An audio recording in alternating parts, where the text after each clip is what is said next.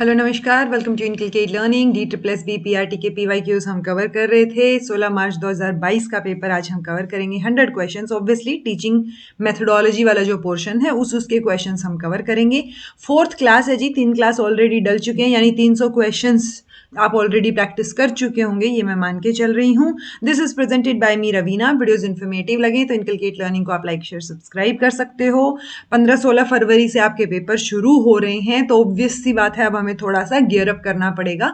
मैं भी अपनी स्पीड बढ़ाती हूँ और आप लोग भी अपनी स्पीड बढ़ाइए, ठीक है। तो ये बात मैं पहले ही बता देती हूँ कि DSSB के जो 100 मार्क्स वाला क्वेश्चंस हैं, टीचिंग एप्टीट्यूड या टीचिंग मेथोडोलॉजी वाला, वो पोर्शन आपका मेरी वीडियोस से मोर देन इनफ रहेगा, उससे ज्यादा आपको करने की जरूरत नहीं है। ये आपको पता ही होगा। मैं पहले PYQs करवाऊंगी, एटलीस्ट 30 PYQs जो 2022 के हैं वो तो होंगे ही होंगे। फिर हम थ्योरी वाला पोर्शन करेंगे। अभी मैं फिलहाल कोशिश कर रही हूँ कि जो NIOS का मटेरियल है वो मिनिमम कम से कम स्लाइड्स में कंपाइल हो पाए आप लोगों के लिए। So I will try my best and you also try your best. आप रेगुलरली चीजें करते रहिए और जब मेरी वीडियो डले तो वो देख लीजिए। मैं कोशिश करूंगी अब रोज वीडियो, एटलीस्ट एक वीडियो रोज डले, ठीक है। बाद में लास्ट में हम होता है ना कि 10-15 तारीख जनवरी के बाद तो हमें भी थोड़ा सा डबल करनी पड़ेंगी चीजें, तब जाके आपकी जनवरी में आपका सिलेबस पूरा होएगा, ठीक है। बट कोशिश है जी, 30 जनवरी का टारगेट मैं लगा के चल रही हूँ कि 30 जनवरी तक आप लोगों का सिलेबस मैं पूरा करवा दूं। एक महीना ही है, ठीक है। और 10 या 15 जनवरी के बीच तक आपके नोट्स आउट हो जाएं DSSB के, ताकि आप अच्छे से कवर कर पाएं चीजों को। ओके उसके अलावा बाकी आप बचे हुए अपने 100 पोर्शन की, जिसमें अर्थमेटिक आपकी एबिलिटी और बाकी चीजें हैं, वो आप कवर कर लीजिएगा। वो सारी जिम्मेदारी आपकी है। तो 100 जो क्वेश्चंस हैं उनकी जिम्मेदारी मेरी है, बाकी 100 की आपकी है। ओके चलिए, क्वेश्चंस तो बहुत जरूरी है प्रैक्टिस करने। जितने भी PYQs में प्रैक्टिस करवाऊं, प्लीज मेक श्योर आप उनको प्रैक्टिस कर लें, ठीक है। बार बार करेंगे तो आपको चीजें और अच्छे से याद हो जाएंगी। कहीं ना कहीं छोटी मोटी चीजें रिपीट होती हैं तो आपको हेल्प करेंगे ये सारे के सारे क्वेश्चंस आपके एग्जाम में क्वेश्चन सोल्व करने के लिए। ओके यही चीजें जनरल थी। अब हम क्वेश्चंस पे आ जाते हैं। Children coming from close knit and caring family are a victim of. तो जो बहुत ऐसे टाइट बॉन्ड है, जब फैमिली में केयरिंग फैमिली है, वहां से जो बच्चे आते हैं वो किस तरीके की चीजों के विक्टिम हो सकते हैं। ओके हाई अग्रेशन, जब इतना प्यार है फैमिली में, बॉन्ड है, केयरिंग है, तो अग्रेशन तो नहीं मिलेगा। लो सेल्फ स्टीम, वो भी नहीं मिलेगी आपको। जब पैम्पर किया गया है, आपको कॉन्फिडेंस दिया गया है, टेक्निकली बुली भी नहीं करेंगे आप या बुली नहीं होंगे आप, ठीक है। सेपरेशन एंजाइटी डिसऑर्डर हो सकता है आपको, क्योंकि आप इतनी क्लोज फैमिली में रहे हैं, केयरिंग फैमिली में रहे हैं, तो जब आप उनसे दूर हो या कहीं और जाना, इट्स लाइक बहुत केयरिंग फैमिली में रहे और अब हॉस्टल जाना है, सो वो सेपरेशन एंजाइटी डिसऑर्डर आपको जरूर रहेगा। Okay permanent teeth in children begin to appear at the age of. तो दो तरीके के होते हैं, दूध के दांत और परमानेंट टीथ। तो परमानेंट टीथ जो हैं वो 6 साल की उम्र में आने शुरू हो जाते हैं जी। आपके दांत टूट के दोबारा से 6 साल की उम्र में परमानेंट वाले आने शुरू होते हैं। विच of the following statement is correct? कौन सी स्टेटमेंट करेक्ट है? Central executive can temporarily expand the capacity of working memory. ये क्वेश्चन मतलब ऑन एन एवरेज हर एक पेपर में आपको देखने को मिल रहा है। तो ये जो मॉडल है वर्किंग मेमोरी वाला, मैंने पिछले PYQs में भी करवाया है और मैं इन जनरल जब आपकी क्लासेस लूंगी उसमें भी करवा दूंगी, बट ध्यान रखो इसका। ओके तो हमने देखा है कि सेंट्रल एग्जीक्यूटिव है, फोनोलॉजिकल लूप है, विजुअल स्पेटियल स्केच पैड है, देन एक और क्या था यहाँ पे, कुछ तो था, एक वर्ड मैं भूल गई, और यहाँ पे फिर आपकी लॉन्ग टर्म मेमोरी थी, ठीक है। सो ये पूरा का पूरा लूप हमने समझा था, ये सेंट्रल एग्जीक्यूटिव था। तो सेंट्रल एग्जीक्यूटिव टेम्परेली एक्सपेंड कर सकता है वर्किंग मेमोरी की कैपेसिटी। कैसे करेगा? By moving the information into 2 separate subsidiary systems. यानी ये जो आप फोनोलॉजी की बात करते हो, इसमें ऑडिटरी वाला पोर्शन आ गया और वर्बल आ गया टेक्निकली, और ये विजुअल स्पेटियल में आपका विजुअल आ गया।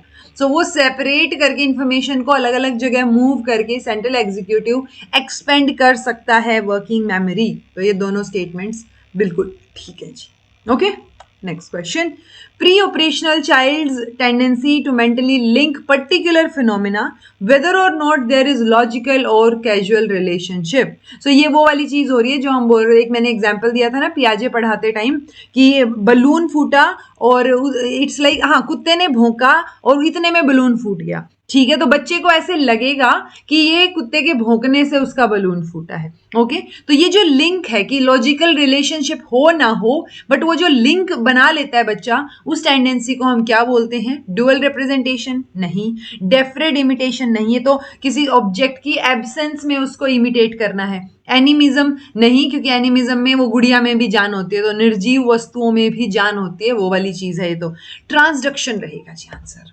ओके, सो ट्रांसडक्शन ये फिनोमिना रहेगा या टेंडेंसी रहेगी जिसमें वो मेंटली लिंक कर लेता है दो चीजों को, भले ही उसको लॉजिकल रिलेशनशिप पता हो, नहीं पता हो, गलत हो, सही हो। Okay, which of the following among the perspectives of gender development? तो जब जेंडर डेवलप होता है तो बायोलॉजिकल अप्रोच का पर्सपेक्टिव क्या रहेगा और कॉग्निटिव अप्रोच। सो दोनों ही अपना एक पर्सपेक्टिव लेके चलते हैं जी। बायोलॉजिकल अप्रोच तो हमें पता ही है कि हाँ, पहले बच्चे का सेक्स होता है कि मेल है, फीमेल है, या ट्रांसजेंडर है, या अदर जेंडर है। वो जेंडर जो डेवलप होता है वो बाद में होता है टेक्निकली।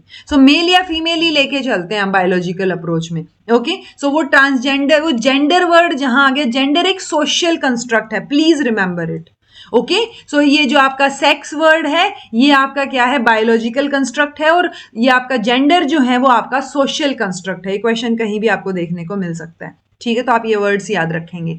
और कॉग्निटिव अप्रोच में वो जो स्टीरियोटिपिकल चीजें, कई बार जेंडर स्कीमा थियरी है या कोई और थियरीज हैं, सो वो कॉग्निटिव अप्रोच का पर्सपेक्टिव हो जाता है जेंडर डेवलपमेंट से रिलेटेड। ओके, तो दोनों ही पर्सपेक्टिव अलग अलग रहेंगे और दोनों जो है वो होते हैं जेंडर डेवलपमेंट में। ओके, सो आंसर आपका 1 और 2 हो जाएगा।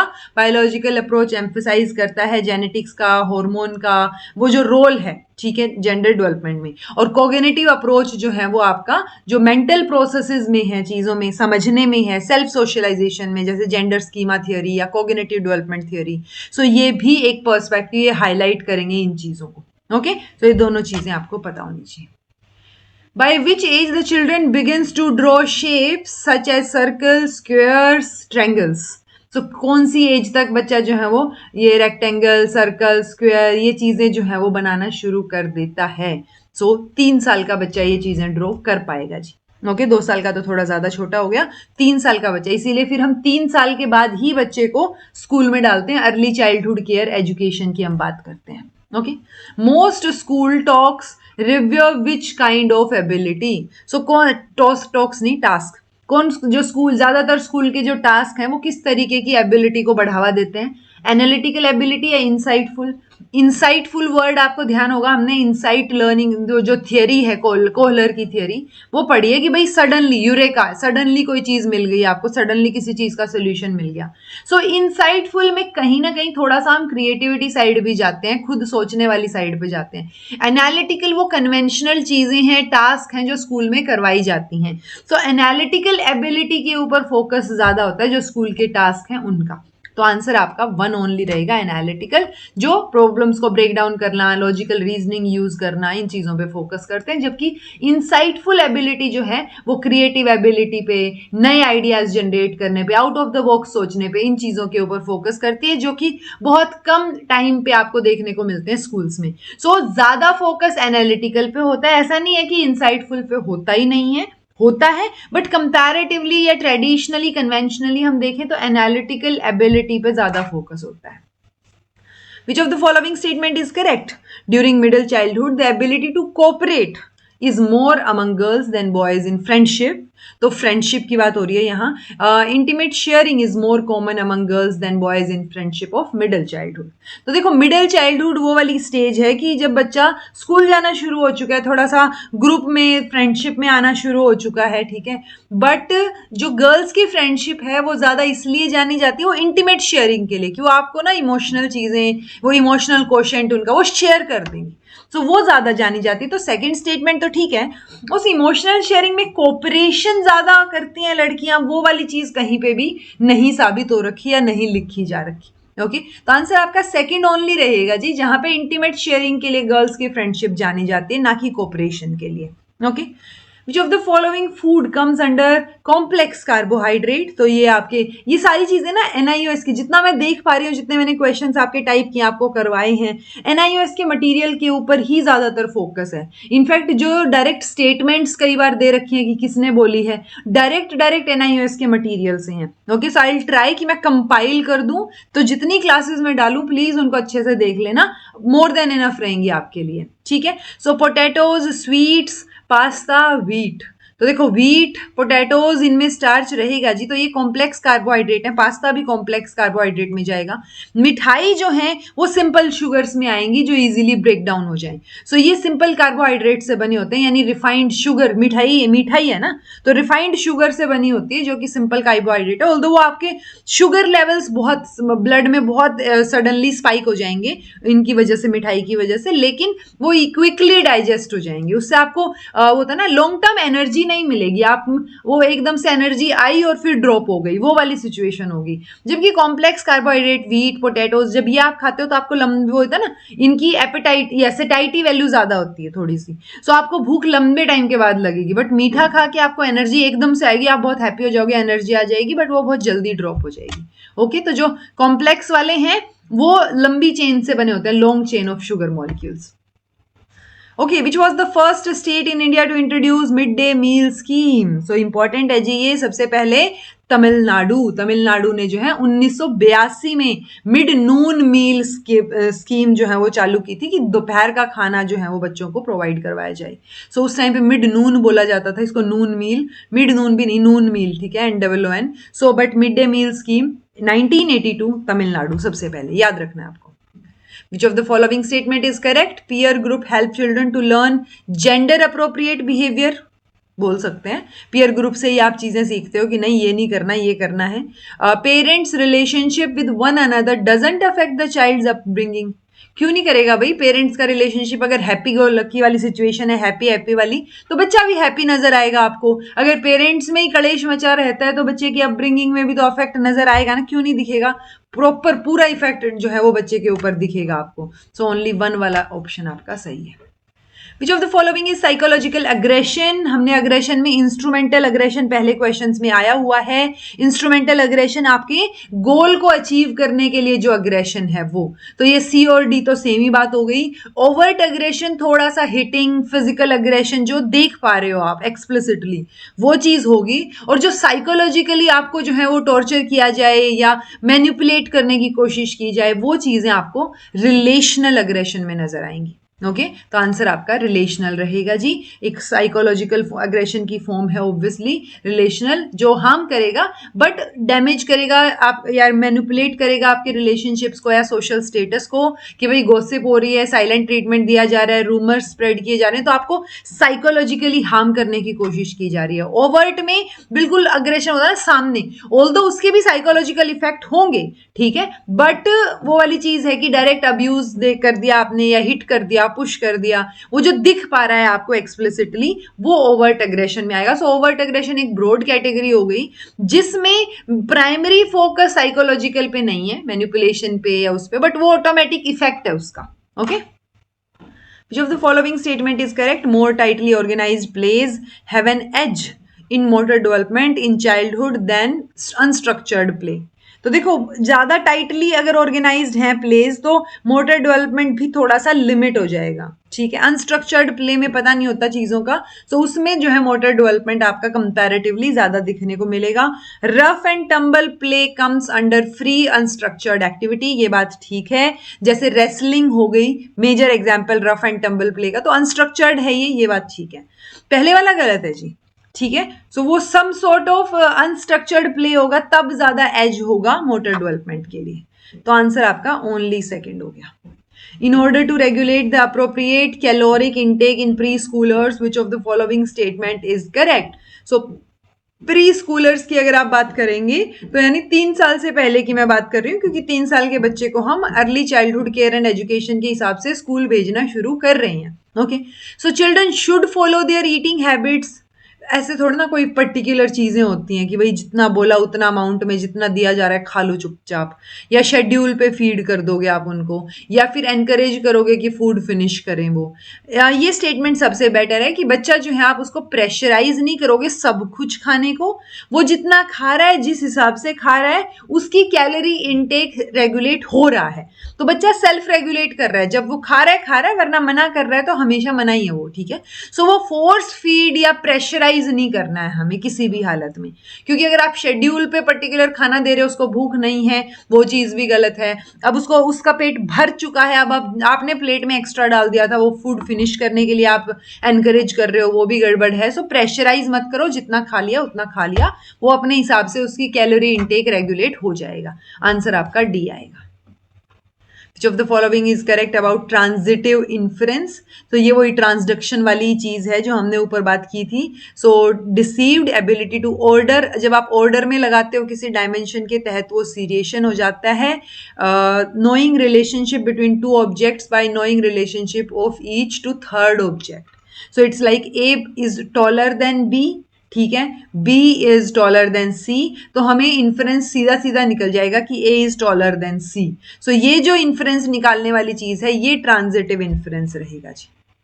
ओके, और ऐसे ही हमने ट्रांसडक्शन की बात की थी, तो वो भी आपको याद होगा ऊपर। उसमें हम ट्रांसडक्शन में हमने बात की थी कि रिलेशनशिप जो है वो आप कैसे कर रहे हो, कोई लॉजिकल रिलेशनशिप हो ना हो, आपने लिंक कर दिया उसको, वो ट्रांसडक्शन है। ये ट्रांजिटिव इन्फ्रेंस है। ये सीरिएशन है, जब आप सीरीज में लगाने की बात कर रहे हो, ऑर्डर में लगा रहे हो किसी भी चीज को, किसी एक पर्टिकुलर डायमेंशन के तहत।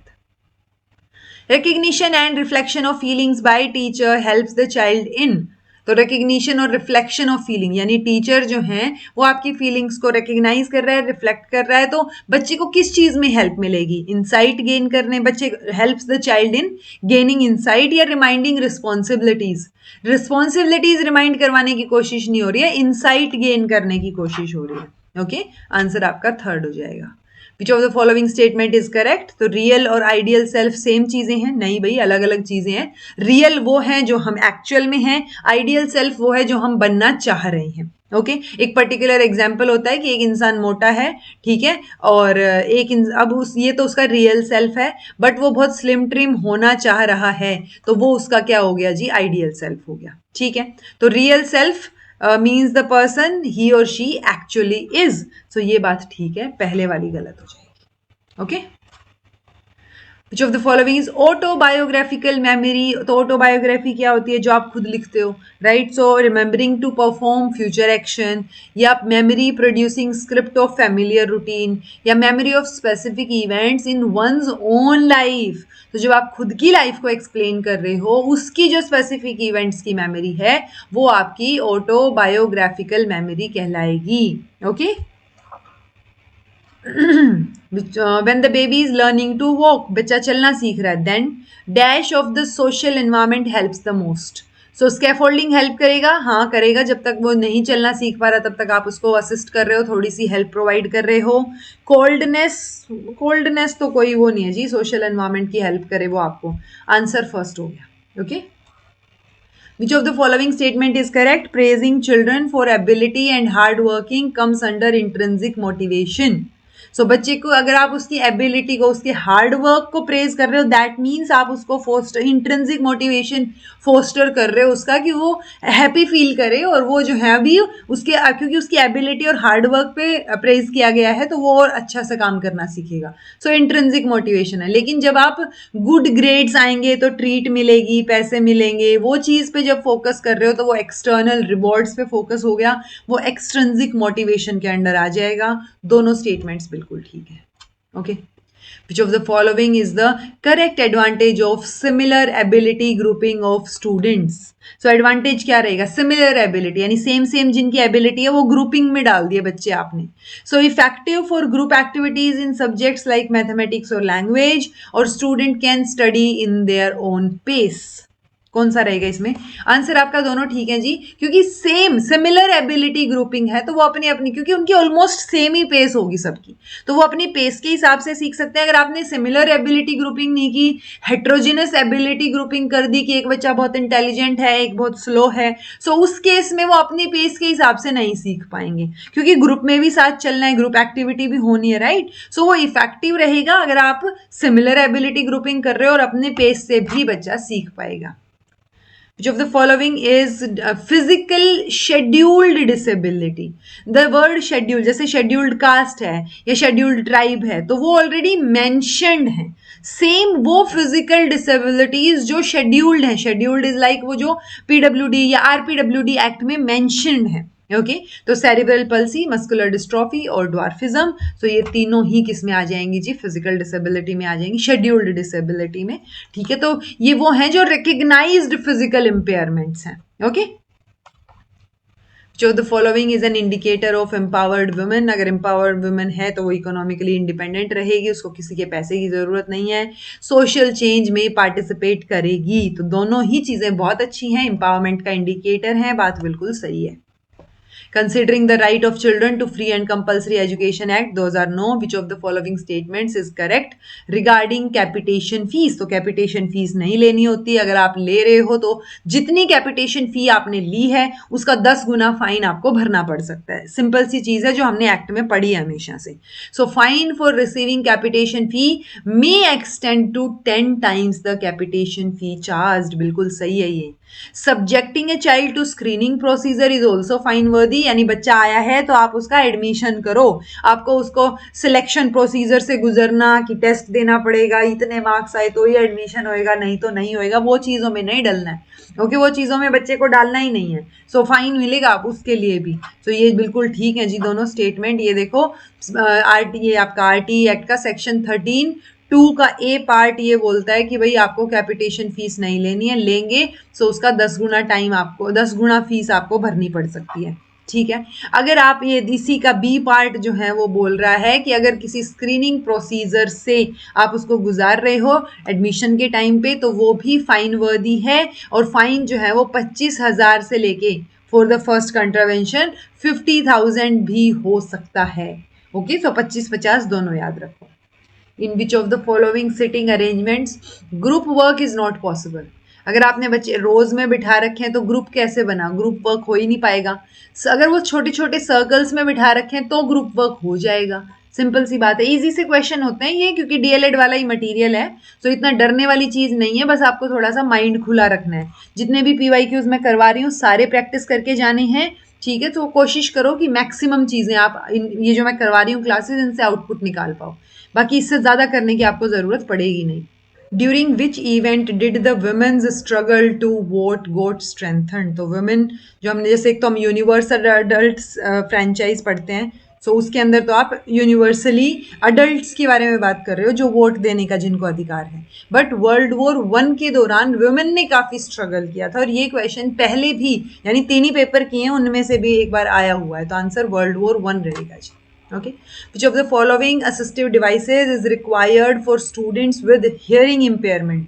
जो सुन नहीं पा रहे हैं, तो व्हील चेयर का और सुनने का लेना देना नहीं है, क्रचेज का भी कोई लेना देना नहीं है, ऑप्टिकल एड्स का भी नहीं है, क्योंकि ये आई साइट्स या आंखों से रिलेट हो गया थोड़ा सा। सो आंसर आपका कम्युनिकेशन बोर्ड रहेगा जी। जो सुन नहीं पा रहे हैं आप कम्युनिकेट कर पाओ उनको। Okay okay, identify in which of the given situations children's right are violated? तो कौन से में बच्चे के जो अधिकार है उनका हनन हुआ है? Ravi was forced to carry, मुझे इससे आगे पढ़ने की भी जरूरत नहीं है, जब फोर्स कर दिया बच्चे को तो ऑब्वियसली उसके अधिकारों का हनन हो रहा है, जब उसको किसी चीज के लिए फोर्स किया जा रहा है। इसमें क्या बोल रहे हैं? Force to carry heavy loads and work for longer duration. So जब आप फोर्स कर रहे हो ये कम करने के लिए, तो आपका क्या हो गया जी? हनन हो गया। Sheena didn't get proper health care facility, उसको अगर प्रॉपर हेल्थ केयर फैसिलिटी नहीं मिल रही है, सो ये भी उसका जो है वो वायलेशन हो गया राइट्स का। ठीक है, देन है Radha is taking sick leave from school, तो बीमार है छुट्टी ले रही है, बिल्कुल सही बात है, कोई दिक्कत नहीं है, कोई हनन नहीं हो रहा है। सो फर्स्ट एंड सेकेंड आपका ऑप्शन रहेगा जो जिसमें वायलेशन हो रहा है आपका। Okay, which of the following statements is not correct regarding the effect of imitation? So not correct. Acquiring new behavior as a result of observing a model is the modeling effect. ठीक है, नया behaviour आपने देख के सीखा है imitate करके, तो इमिटेशन का ही इफेक्ट हो गया। An illustration of the eliciting effect in the mass behaviour, neither one neither nor two, दोनों ही चीजें इमिटेशन का एग्जाम्पल है, इमिटेशन की वजह से हो रहा है, देखा दाखी में आपने कोई चीज सीखी है देख देख के। सो ये दोनों ही चीजें ठीक है जी, इमिटेशन के इफेक्ट के हिसाब से, तो नोट करेक्ट आपसे पूछा था। Which of the following statements is correct regarding militant nationalist? So militant nationalist में बाल गंगाधर तिलक, बिपिन चंद्रपाल, लाला लाजपत राय बिल्कुल ठीक हैं. Political work encouraged self reliance बिल्कुल सही है. They didn't have faith in mass action, ऐसा कुछ नहीं है जी. वो भी mass action में उतना ही बिलीव करते थे, बस उनका तरीका जो है वो नॉन वायलेंस वाला नहीं था, थोड़ा सा वायलेंट था जो मिलिटेंट नेशनलिस्ट थे. सो मास एक्शन में वो भी बिलीव करते थे. फर्स्ट एंड सेकंड आंसर रहेगा. अरे चलो कोई बात नहीं. विच of the following statement is correct regarding management of individualised learning? So individual assignment आप रोज रोज दोगे बच्चे को, बिल्कुल सही है. और over interference should be avoided. जब आप बच्चे के काम को मॉनिटर कर रहे हो तो आपने ओवर इंटरफेयर नहीं करना है. सो दोनों स्टेटमेंट ठीक है. आंसर आपको पहले ही दिख गया था. There are always different types of students, obvious है. Some students who do not speak often in class and who typically develop ideas and questions in their mind before speaking. तो बोलने से पहले जो इतनी बार सोचते हैं, दिमाग में आइडियाज और क्वेश्चंस चल रहे होते हैं, जो इतना ज़्यादा क्लास में बोलते नहीं हैं. सो वो कैसे बच्चे हैं? यानी कि वो एक्टिव स्टूडेंट, एकदम से बात करने वाले तो नहीं है. स्टूडेंट्स तो हैं, ये तो हमें पता ही है. रिफ्लेक्टिव स्टूडेंट, रिफ्लेक्ट बैक कर रहे हैं वो दिमाग में, ठीक है, नॉन एकेडमिक नहीं है. रिफ्लेक्टिव स्टूडेंट आपका आंसर रहेगा.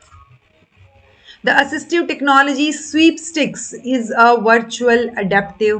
पेन है, माउस है, जॉयस्टिक है या कीबोर्ड है? माउस है जी. स्वीप स्टिक्स से याद रखो. Okay. When were the soldiers of 11th irregular cavalry disarmed? बताओ. Irregular cavalry disarmed. सो ये कब शुरू हुआ? वही 1857 की क्रांति शुरू होने की बात है. आंसर आपका 1 अगस्त रहेगा. 1 अगस्त 1857. Which of the following statements is not correct regarding the right of children to free and compulsory education act? The child shall have no right to seek transfer to any school. अगर जरूरत पड़े तो ले सकता है बच्चा, ये तो कोई बात नहीं हुई. तो ये तो गलत है जी. ठीक है. Then has children are not liable to pay fees to complete their elementary education. हाँ ये बात ठीक है, ये गलत थी. ये ठीक है जी कि उनको जो है वो फीस नहीं देनी पड़ेगी एलिमेंट्री एजुकेशन तक, फ्री एंड कंपल्सरी है. Every child from 6 to 14 is eligible for education under this act. ये बात भी ठीक है. हमसे नॉट करेक्ट पूछिए तो सिर्फ 1 आ गया जो गलत है, तो आंसर आपका ओनली 1 आ गया. Scheme of inclusive education for disabled at secondary stage. तो ये IEDSS की बात हो रही है. ओके. सो ये आपका 2009-2010 में आया था. इससे पहले IEDC था, इंटीग्रेटेड एजुकेशन के लिए. ये है इंक्लूसिव के लिए, वो इंटीग्रेटेड के लिए स्कीम थी. वो 1974 में थी, ये वाली 2009 में है. ये 1974 वाली स्कीम को ही रिप्लेस किया था inclusive education for disabled at secondary stage. यहाँ सेकेंडरी स्टेज का मतलब 9 to 12th की बात हो रही है. Okay. Which of the following statements regarding inclusive education is correct? It is considered to be a multi-dimensional concept. Obviously, inclusive education है, ठीक है. It encompasses the process of school. देखो inclusive में ना आपको रटने की जरूरत नहीं है. inclusive पूरा का पूरा समझने वाला तरीके वाला कॉन्सेप्ट है. कुछ एक पोर्शन है जैसे कि आपको आर्ट एंड एजुकेशन वाला पोर्शन है, वर्क एजुकेशन है, हेल्थ एजुकेशन है, फिजिकल एजुकेशन है, उसमें कुछ चीजें रटनी पड़ेंगी, याद रखनी पड़ेंगी. ओके. बट इंक्लूसिव एजुकेशन में it's all about multi dimensional चीजें, सबको इंक्लूड करना, चीजों को बेटर तरीके से करना, सिस्टम को या स्कूल को चेंज करना बच्चे के हिसाब से, वो चीजें आती हैं. तो वो आपको पता होनी चाहिए. It encompasses the process of school transformation and focus on children's entitlement and access to education. दोनों स्टेटमेंट्स ठीक है. फुल्ली बच्चे पे फोकस करेगा. जो भी चीजें चेंज होंगी वो बच्चे में नहीं, स्कूल में चेंज होंगी या सिस्टम में चेंज होंगी. Task of unit planning starts with formation of proper units out of the prescribed course content. Which of the following topics cannot be combined into a single unit? अगर हम natural resources of India को पढ़ रहे हैं, example है ये basic, natural resources of India की बात हो रही है, तो उसमें water resource, mineral resource, forest resource, ये तो आ ही जाएंगे. तो बचा क्या? Modern means of communication. ये आपका resources में नहीं आएगा, obvious है. Okay. Which of the following are the key components of systematic model for designing information and communication technology integration plan? सो की कंपोनेंट आपसे पूछे हैं आईसीटी के इंटीग्रेटेड, आईसीटी का इंटीग्रेशन प्लान अगर आप करते हो तो जो टेक्नोलॉजी आप यूज कर रहे हो उसका रैशनल यूज हो, उसको इंप्लीमेंट करने के लिए स्ट्रैटेजीज हो, तो ये दोनों ही चीजें की कंपोनेंट में आएंगी, इजी है। ओके, कोई गलत चीज तो पूछी ही नहीं है। Teaching learning material can be categorised in different ways, तो कौन सा इनमें से सही नहीं है? तो देखो प्रोजेक्टेड नॉन प्रोजेक्टेड तो हम पढ़ते ही हैं, तो ये तो सही है। ओके, हम ऑडियो विजुअल मटेरियल आएगा, ऑडियो विजुअल मटेरियल भी पढ़ते हैं, ठीक है, ये बात भी ठीक है। देखो प्रिपेयर्ड और सेंसरी, टेक्निकली तो ये दोनों तरीके के मटेरियल होते हैं, ठीक है, बट कौन सी टर्म हम ज्यादा यूज करते हैं या नहीं करते? जैसे ये ऑडियो विजुअल है, ये भी एक तरीके से सेंसरी मटेरियल ही होगा, क्योंकि ये सुनने और देखने यानी आपके सेंसेस को ट्रिगर कर रहा है। ओके, तो वो भी है, बट प्रिपेयर्ड में आप प्रिपेयर कर रहे हो सारा ही मटेरियल, आप तो सारी चीजें जो टीचिंग लर्निंग मटेरियल है आप प्रिपेयर ही करके दिखा रहे हो बच्चों को, राइट? तो ये जो सेंसरी है वो कम यूज होता है जी, ऑडियो विजुअल वर्ड ज्यादा यूज होता है, प्रिपेयर्ड भी कंपैरेटिवली यूज हो जाता है। आपका आंसर इन्होंने सेंसरी मटेरियल दिया है ऑफिशियल आंसर की में, सो ये हम बोल सकते हैं और इसको हम चैलेंज भी नहीं कर पाएंगे, इस तरीके का क्वेश्चन है ये। Okay, the ability that enables child to speak, read, write with felicity and express herself, तो बच्चा जब अपने आप को उस तरह वो एबिलिटी बच्चे में कि वो अच्छे से बोल पा रहा है, लिख पा रहा है, पढ़ पा रहा है, एक्सप्रेस कर पा रहा है, तो ये फ्लुएंट है बच्चा। इसमें हम कहीं भी इंटेलिजेंस चेक नहीं कर रहे हैं, हम सिर्फ फ्लुएंसी देख रहे हैं बच्चे की। ओके, सो फ्लुएंट का मतलब फास्ट नहीं होता है, ये बात याद रखिएगा। कई बार हम सोचते हैं ना कि कोई अगर फास्ट बोल रहा है तो ही, मान लो इंग्लिश बोल रहा है तो वो इंग्लिश में फ्लुएंट है, नहीं। फ्लुएंसी इज लाइक कहीं गैप नहीं आ रहा है, आप बहुत अच्छे से अपनी बात को एक्सप्रेस कर पा रहे हो उस पर्टिकुलर लैंग्वेज में। ओके, सो फ्लुएंसी का मतलब कभी भी फास्ट नहीं होता है। अगर आप सोचो कि भाई मैं तो इंग्लिश में फ्लुएंट हो जाऊं, सो वो फ्लुएंट का मतलब ये नहीं है कि आप बिना सोचे समझे फास्ट बोलने लग जाओ, आपको सोचना तो पड़ेगा ना। सो फ्लुएंसी कॉन्टिन्यूटी को शो कर रही है।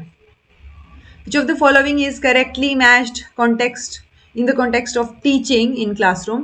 A question from teacher, teacher अगर क्वेश्चन पूछ रहा है तो इनिशिएशन, आंसर मिल रहा है बच्चे से तो रिस्पॉन्स आ गया, फीडबैक अगर टीचर को मिल रहा है, फीडबैक अगर टीचर दे रहा है उस रिस्पॉन्स पे, सो ये फॉलो अप हो गया। तो ये ओनली 1 2 3 1 2 3, तो 1 2 3 है जी, तीनों चीजें ठीक है। Okay, the event that is seen most frequent, that is it has value with highest frequency, तो जो इवेंट बार बार होता, बहुत इजी क्वेश्चन है, मीन मीडियन मोड का क्वेश्चन है ये। मोड होता है जी कि वो जो चीज बार बार आ रही है ना वो मोड होती है। इट्स लाइक मैंने ऐसे दे दिया 4 4 3 2 1 5 6 8 9, इस तरीके से 4 8 9 4, एक बार और बोल दिया, ठीक है। सो अब इसमें देखो मोड कैसे निकलेगा। मोड होगा कि देखते ही जो डिजिट सबसे ज्यादा रिपीट हो रहा है 4 4 4, ठीक है, तो 2 बार रिपीट हो रहा है, 3 बार हो रहा है, कितनी बार, तो जो भी डिजिट रिपीट हो रहा है frequently that is mode. Mode यानी हम देखते ही पता लगा सकते हैं बहुत इजीली। ओके, तो बहुत फास्ट अगर मुझे आंसर चाहिए मीडियन सेंट्रल टेंडेंसी में कि मुझे एक वर्ड एक डिजिट देना है इस सारे नंबर को, तो मैं 4 दे दूंगी। ओके, अगर मुझे मीन निकालना है ऑब्वियसली मैं इन सारों को जोड़ूंगी, डिवाइड बाय ये जितने भी नंबर हैं, कितने हैं 3 और 3 6 और 3 3 9 10 हैं, डिवाइड बाय 10 कर दूंगी। मीडियन क्या होएगा, मैं इनको असेंडिंग या डिसेंडिंग ऑर्डर में लगाऊं और सबसे बीच वाला नंबर उठा लूं, वो मीडियन है। ओके, तो ये मोड हो गया जी आपका, क्योंकि आपसे पूछा है मोस्ट फ्रिक्वेंटली, जो हाईएस्ट फ्रीक्वेंसी के साथ आ रहा है value. Which of the following statement is correct? A pair of co-prime consists of prime number only. नहीं, co-prime में कभी भी prime numbers दोनों, अच्छा ओके, ओनली नहीं रहेगा जी, नहीं, जरूरी नहीं है। If each of both the numbers is composite, तो दोनों ही नंबर अगर कंपोजिट हैं then they can not form co prime, ऐसा भी कुछ नहीं है जी, दोनों ही स्टेटमेंट गलत है। को प्राइम, पहले तो ये दोनों स्टेटमेंट गलत है। दूसरा, को प्राइम होता क्या है, जिसमें वो पेयर ऑफ नंबर यानी मिनिमम 2 नंबर तो होने ही चाहिए, पेयर ऑफ नंबर जिसमें कोई फैक्टर कॉमन नहीं है अदर देन 1। ओके, जैसे ही 4 और 7, ठीक है, इनमें आपस में कोई फैक्टर कॉमन नहीं है। ओके, यानी have only 1 as their highest common factor, तो वो कॉमन फैक्टर 1 है और नहीं है, यानी ये 2 से डिवाइड होगा, ये नहीं होंगी चीजें, पूरा डिवाइड नहीं होगा। सो कॉमन फैक्टर सिर्फ एक ही होएगा, बाकी कुछ नहीं होएगा, पहली चीज। दूसरी चीज, 2 नंबर का होना जरूरी है जब आप को प्राइम का सेट बना रहे हो, 2 से ज्यादा भी हो सकते हैं। ओके जैसे 5, 7, 9 ये को प्राइम नंबर्स हैं। दो इवन नंबर्स कभी भी को प्राइम नहीं होंगे, क्योंकि दो इवन नंबर्स में एक के साथ साथ दो भी तो कॉमन फैक्टर होगा, राइट? यानी कि इवन नंबर दो से तो डिवाइड होंगे ही, तो दो इवन नंबर कभी भी को प्राइम नहीं होंगे। को प्राइम जो है need not necessarily B prime number, तो जरूरी नहीं है वो प्राइम नंबर हो। जैसे 4 और 7 है, 4 एक प्राइम नंबर नहीं है, बल्कि 7 एक प्राइम नंबर है। प्राइम क्या है? जो खुद से और एक से डिवाइड होता हो, ओके? और कंपोजिट क्या है? जो बाकी और फैक्टर्स से भी डिवाइड होता हो, ओके? तो वो चीजें आपने बेसिक चीजें हैं वो ध्यान रखनी है। और मैं वो मान के चल रही हूँ कि आपने जो जनरल मैथ्स किया होगा बाकी के 100 नंबरों के लिए, उसमें ये चीजें आ चुकी होंगी। Which of the following statement is correct? Research shows that ability to comprehend and produce speech for many of us is present in right hemisphere of brain. Or research shows that anything experienced on right hand side of the body is processed in left hemisphere. So ये statement तो ठीक है जी, जो भी चीज right hand side पे हो रही है वो left hemisphere में हो रही है, और जो चीज right hand side पे feel कर रहे हैं हम body में वो हमारी left hand side पे हो रही है, यानी उल्टा है, ये उल्टी चीजें हैं, contrary हैं, ठीक है? ये चीज गलत है। ये जो कॉम्प्रीहेंड और प्रोड्यूस वाली चीज है ये राइट नहीं लेफ्ट हेमिस्फीयर में है जी, ओके? आंसर आपका ओनली 2 आएगा। रिसर्च कंसिस्टेंटली ये शो कर रही है कि core ability to comprehend and produce speech वो लेफ्ट हेमिस्फीयर में लोकेटेड है, ओके? और ब्रेन जो है वो क्रोज्ड वायरिंग सिस्टम की तरह, यानी कॉन्ट्रालेटरल कंट्रोल की तरह काम करता है, जिसमें लेफ्ट हेमिस्फीयर में वो प्रोसेस हो रहा है जो राइट में फील हो रहा है हमें, और जो राइट में लेफ्ट में फील हो रहा है वो राइट हेमिस्फीयर में हो रहा है, okay? Which of the following is correct in context of teaching English? तो teacher should be quick in beginning eight teaching English. Quick होने की क्या जरूरत है? मैंने बोला ना, फ्लुएंट और क्विक होना सेम चीज नहीं है। क्विक होने की जरूरत नहीं है जी, और बिगिनिंग में तो बिल्कुल भी जरूरत नहीं है। In the beginning while giving instruction teacher the in English the teacher should use gestures, क्योंकि बच्चों को इनिशियली आती नहीं है इंग्लिश, तो वो जेस्चर्स के थ्रू रिलेट करके चीजें समझ जाएंगे, ओके? गो देयर, वहां जाओ, वो आपने इशारा कर दिया कि गो देयर, तो वो गो का मतलब समझ गया होगा, देयर से भी वो समझ जाएगा इशारे से। सो आपको जब बिगनिंग में आप इंस्ट्रक्शन देते हो तो टीचर को जितने ज्यादा हो सके जेस्चर्स यूज करने चाहिए। Every figure irrespective of its shape is symmetric under a rotation of, तो देखो सिमेट्रिक और इररिस्पेक्टिव ऑफ सिमेट्री बोला है। अगर सिमेट्रिक होता तो हम फिर भी सोचते कि भाई सिमेट्रिक चीज है, अगर मैं 180 पे भी घुमाऊं तो वो शायद ठीक रहेगी, okay? But irrespective of symmetry है, तो एक तो 0 डिग्री और एक 360 डिग्री, दोनों जगह पे वो सेम नजर आएगी, अदरवाइज वो चेंज हो जाएगी जी, ठीक है? Which of the following statement is correct? Understanding the algorithm on decimal requires an understanding of place value representation. बिल्कुल ठीक है, आप डेसिमल की बात जब कर रहे हो तो आपको place value representation समझ आनी चाहिए। Sense of estimation is not required in understanding algorithm on decimal. Estimation की सेंस तो होनी चाहिए ना, ये तो बेसिक पेडागोजी हो गई मैथ्स में, तो फर्स्ट है जी, ठीक है? Only first only. Which of the following error is committed when a child is able to understand the question? But यानी क्वेश्चन को तो वो समझ पा रहा है, अगर वो क्वेश्चन को समझ पा रहा है दैट मीन्स उसको रीडिंग में कोई दिक्कत नहीं है। अनेबल टू और कॉम्प्रीहेंड करने में भी कोई दिक्कत नहीं है अगर क्वेश्चन को समझ पा रहा है, बट वो जो उसके ऊपर क्या ऑपरेशन लगेगा, क्या sequence of operation is needed उसको सोल्व करने के लिए, उसको ट्रांसफॉर्म करने के लिए, वो नहीं पता उसको। सो ट्रांसफॉर्मेशन एरर हो गई भाई, ठीक है? Discovery learning method is based on many principles. Which of the following is not that principle? So discovery में purposeful experience हो रहा है, searching for alternative हो रहा है, activity हो रही है। So discovery learning में बहुत सारे principle होते हैं, but assessment या evaluation वाला principle नहीं होगा जी। आंसर आपका थर्ड हो जाएगा। Which of the following statement is correct? By retelling a story, children will become more familiar with the language. हाँ, बार बार बताओगे तो वो familiar हो जाएगा।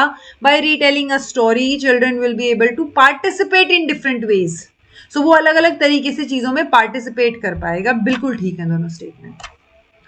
Which of the following statements is correct regarding massive open online courses? MOOC की बात हो रही है, MOOC की full form भी पूछी जा सकती है।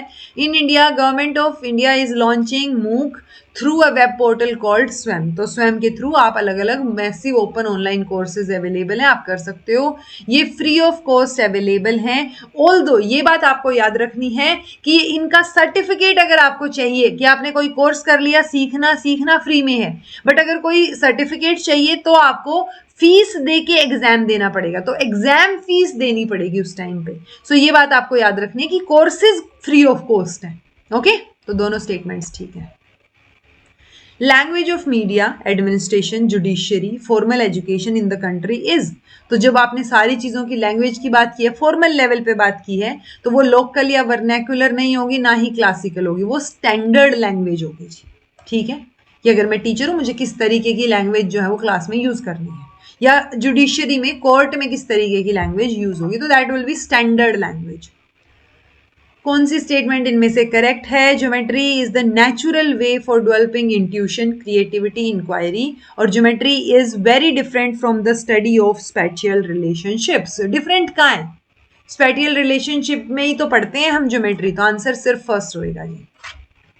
Which of the following statement is correct regarding teachers' role in the information and communication technology environment?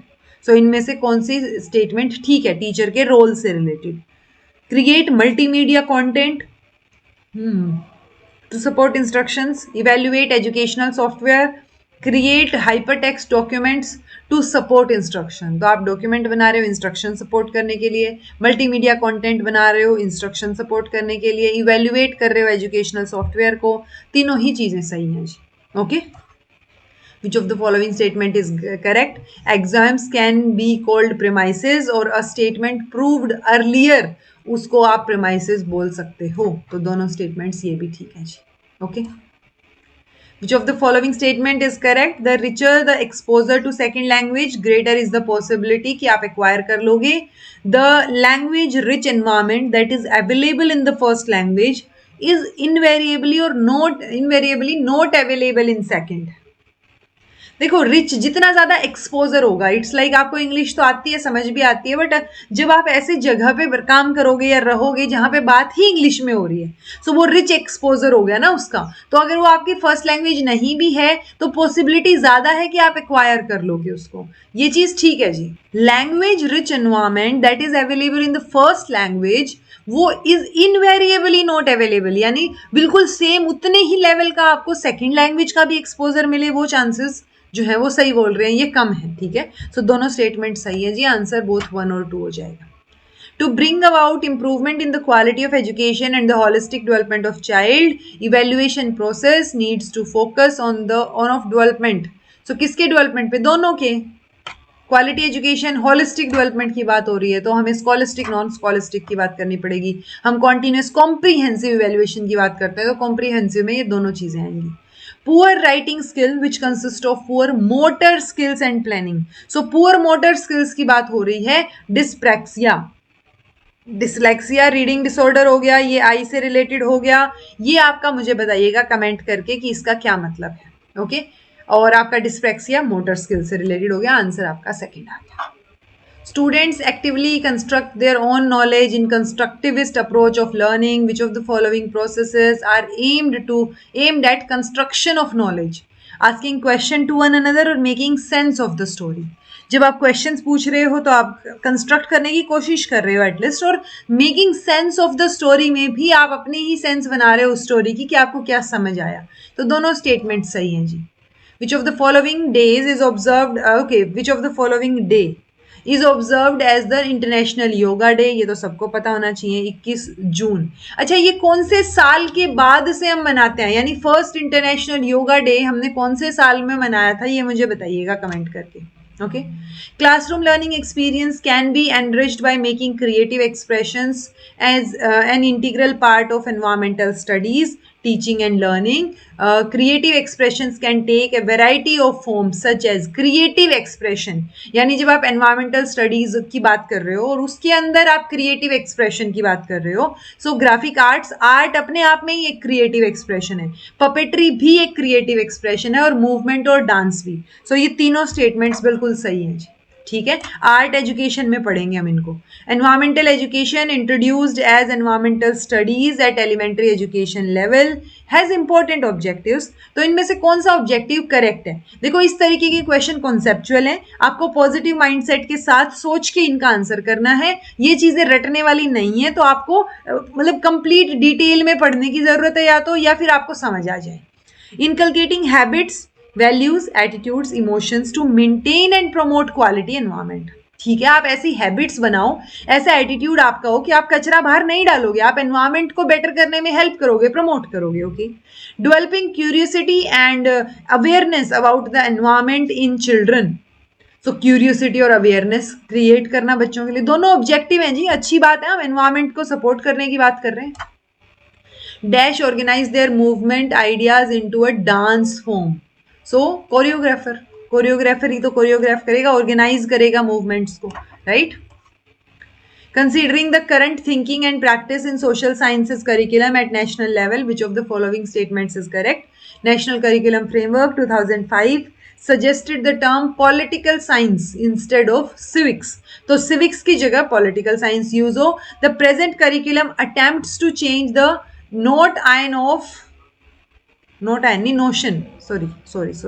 notion, ये स्पेस नहीं आएगा भाई, to change the notion of text book from being merely instructive to more suggestive. तो हम instruction से suggestion की तरफ बढ़ने की बात कर रहे हैं, ये बात भी बिल्कुल ठीक है, दोनों सही है। ओके, क्योंकि एनसीएफ 2005 किसकी बात करता है? टीचर सेंटर्ड से लर्नर सेंटर्ड पे बात करता है। टेक्स्ट बुक से आप आउट ऑफ टेक्स्ट बुक या बियॉन्ड टेक्स्ट बुक जाओ, ठीक है, आप लाइफ से कनेक्ट करके सीखो, वो वाली चीजों की बात करता है। Who coated? ओके, देखो जैसे ये स्टेटमेंट है ना, डिट्टो स्टेटमेंट आपके एनआईएस के मटेरियल में है। सो आपका एनआईएस का मटेरियल या तो आप बहुत अच्छे से पढ़ लो, नहीं तो जितना मैं पढ़ाऊं उतना पढ़ लेना। Okay, the aim of art is to represent not the outward appearance of things but their inward significance. Aristotle ने बोली है डिट्टो एग्जैक्ट स्टेटमेंट, उन्होंने बोल्ड भी कर रखी है अपनी पीडीएफ में जो एनआईएस का मटेरियल है। सो वहां से ये question direct. Games and parade is the example of which type of curricular activity. तो गेम्स और परेड की बात हो रही है, फिजिकल है, फिजिकल डेवलपमेंट की बात हो रही है, बाकी तो पढ़ने की भी जरूरत नहीं है। सिविक डेवलपमेंट आएगा भाई ये, ठीक है। Kathak, Kathakali, Kuchipudi are example of which type of art form. ये तो यहाँ पे सम कंफ्यूजन भी क्रिएट नहीं किया इन्होंने कि भाई क्लासिकल डांस है, फलाना डांस है, कौन सा डांस है, डांस है। कथकली, कुचिपुड़ी, आपका ये कथक, ये सारे डांस फॉर्म्स हैं। How play can help in language development. तो लैंग्वेज डेवलपमेंट में कैसे हेल्प करेगा प्ले? जब आप खेल रहे हो तो आप एक दूसरे से कम्युनिकेट करते हो, उन चीज़ों को समझने की कोशिश करते हो। गेम्स जैसे पजल या रिडल्स हैं, डू नॉट हेल्प, नहीं, रिडल आप बुझा रहे हो, पजल फिल कर रहे हो, तो वो हेल्प करेगा ना आपकी वोकैबुलरी इंक्रीज करने के लिए। तो दूसरी स्टेटमेंट गलत है जी, ओनली फर्स्ट सही है। Which of the following statement is not correct? Social studies is studied through idealistic approach. Social science is concerned with theoretical aspect of human affair, और social science and social studies are related with each other. तो ये दोनों चीजें related हैं, ये बात बिल्कुल ठीक है हमसे, हाँ ठीक है ना, ये दोनों ठीक है जी। So idealistic approach वाला गलत है सिर्फ, okay? Every lesson of environmental studies textbook provides series of opportunities for students. Which of the following is the correct example of those opportunities? Okay. Linking the character of in the lesson to child's own life. आप link कर रहे हो ताकि उसको better तरीके से समझ आए, ठीक है ये बात। Encouraging children to share their personal context and experience. दोनों स्टेट बिल्कुल सही है, ओके।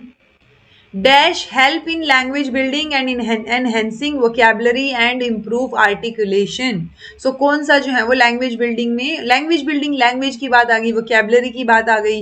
सो आपको ऑप्शंस देखो ना, लिटरेरी एक्टिविटीज होंगी, डिबेट, डिस्कशन, कोई चीज, ऐसे राइटिंग, उस टाइप की चीजें जो आपकी वोकैबुलरी को एनहेंस करें, आपकी लैंग्वेज बिल्डिंग को बेटर करें। ओके, आंसर डी हो गया।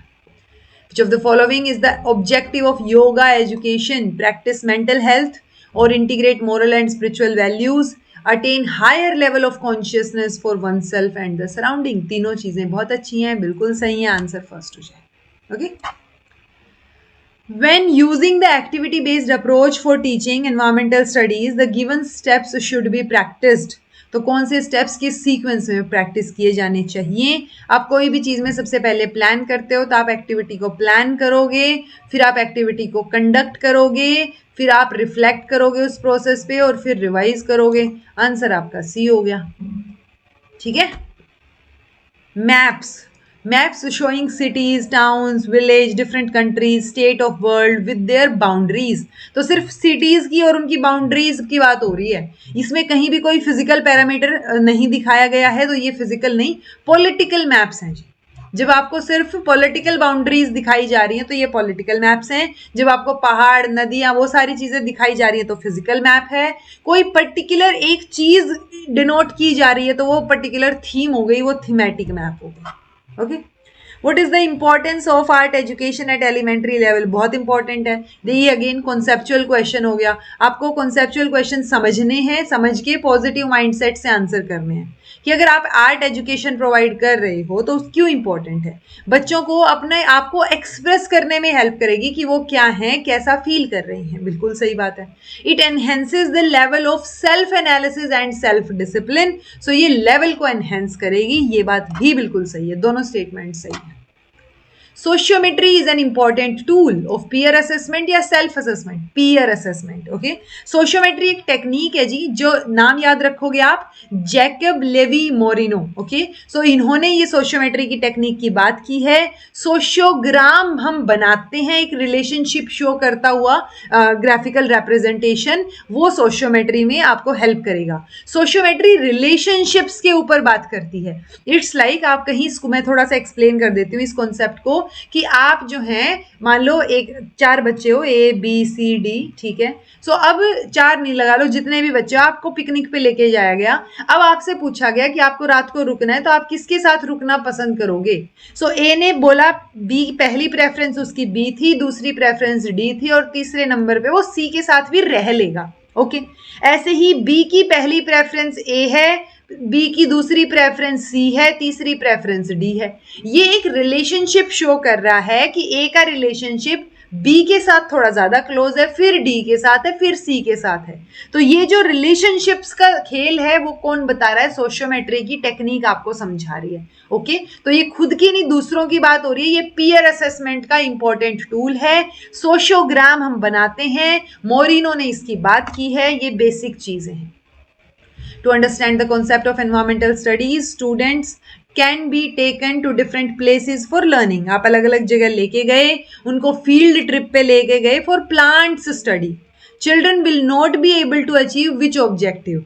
तो वो प्लांट को क्लासीफाई कर पाएंगे देख के, लीव्स को ऑब्जर्व कर पाएंगे, फेमिलियर प्लांट को आइडेंटिफाई कर पाएंगे नाम से, बट इंटरनल फीचर्स ऑब्जर्व नहीं कर पाएंगे।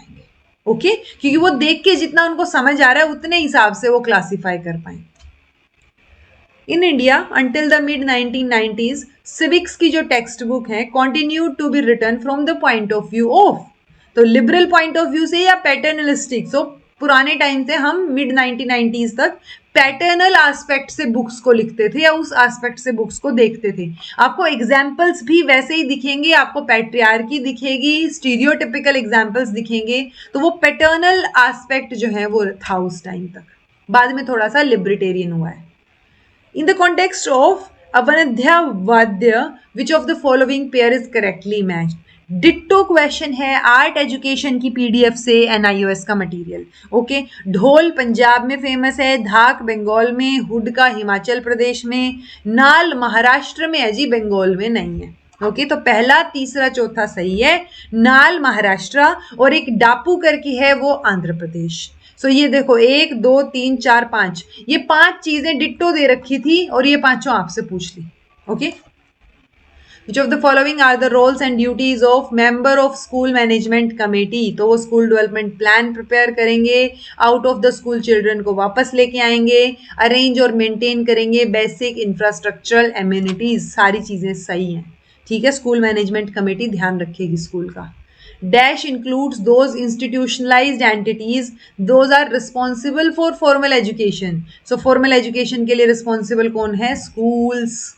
Okay, which of the following statement is correct? Meaning of posture does not vary from individual to individual। क्यों? पोस्चर का मतलब हर इंसान के लिए अलग हो सकता है, जिसमें आप कंफर्टेबल हो, जैसे आप बैठे हो बैलेंस्ड तरीके से। सो बेस्ट पोस्चर कौन सा होगा? जब बॉडी सेगमेंट बैलेंस्ड है, इन द पोजीशन जिसमें लीस्ट स्ट्रेन और मैक्सिमम सपोर्ट उनको मिल रही है। ये बात ठीक है, पहली गलत है जी। ठीक है, पोस्चर का मतलब वेरी करता है individual to individual. Interface between school and community becomes important and imperative for the various reasons. Which of the following are those reasons? To enable schools to improve, to enhance effectiveness of school, to increase parental involvement in school project and decision making. सो ये क्या पूछ रहे हैं आपसे? School और community के बीच की बात हो रही है। सो उसके लिए आपको पेरेंट्स की इन्वॉल्वमेंट इंक्रीज करनी है, इफेक्टिवनेस एनहेंस, तीनों चीजें सही हैं, बिल्कुल पॉजिटिव एस्पेक्ट्स हैं तीनों चीजें। Which of the following characteristics of adolescents with foreclosed identity is correct? Adolescents की बात हो रही है।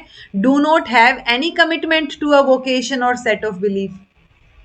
ऐसा तो नहीं है। Experimenting and actively searching for alternatives in their struggle, make commitments and adopt their parents and other societal authority viewpoints, resolve the experienced crisis and make definite and vocational commitment। तो बहुत strong commitments नहीं होती हैं यहाँ पे। ये ठीक है जी कि वो commitment करेंगे, अपने पेरेंट्स का और सोसाइटी के पॉइंट ऑफ व्यू को भी अथोराइज करेंगे, वहां से भी वो चीजें दिखेंगी कि अच्छा कौन किस चीज के हक में है। सो ये आपका आंसर सी रहेगा जी। किशोरी शक्ति योजना 2000 में लॉन्च की गई टू एम्पावर एडोलेसेंट गर्ल्स, कौन सी एज की? सो आंसर आपका क्या हो जाएगा जी? 11 से 18 एडोलेसेंस। ठीक है, WHO के अकॉर्डिंग 10 से 18 हम एडोलेसेंट की एज मान रहे हैं, पर 18 तो यहाँ पे और किसी में इंक्लूड ही नहीं किया, तो 10 से 18 के बजाय 11 से 18 है, उसके साथ जा सकते हैं। Effective education is possible by responsibilities of school, family, society. Effective education सबके साथ मिलके पॉसिबल है जी, तीनों आएंगे।